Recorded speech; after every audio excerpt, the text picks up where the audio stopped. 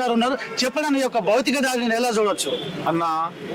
ఇది మా వృత్తి మీద భౌతిక దాడి, మా కులం మీద భౌతిక దాడి, బహుజన వాదం మీద భౌతిక దాడి, బీసీల మీద భౌతిక దాడి, బీసీ ఎస్సీ ఎస్టీ మైనార్టీ వర్గాలు ఉన్న 90% ప్రజల మీద భౌతిక దాడి అన్న. ఇది ఒక్కరి మీద కాదన్నా, వీళ్ళు అన్యాయానికి గురి చేస్తా ఉన్నారు. వాళ్ళు ఉన్నది ఇంత అన్న, మేము ఉన్నది ఇంత.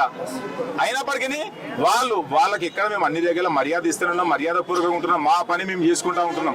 అయినప్పటికీ ప్రతినిత్యం రాష్ట్రంలో ఏదో ప్లేస్ ఇదే రకమైన భౌతిక జరుగుతున్నాయి. గతంలో మా నిజామాబాద్ జిల్లాలో కూడా మా వాళ్ళ బైదుకు దాడి చేసిన తర్వాత ఉల్టా మా వాళ్ళని ఊర్లకి వెళ్ళి వెలివేశారు. అప్పుడు అక్కడ మా దండి వెంకట గారు ఆధ్వర్యంలో కూడా పెద్ద ఎత్తున ఉద్యమాలు జరిగినాయి. అదే రకంగా నల్గొండ మా నగేష్ గారి ఆధ్వర్యంలో కూడా చాలా పెద్ద ఎత్తున అప్పుడు కార్యక్రమాలు చేసినాం.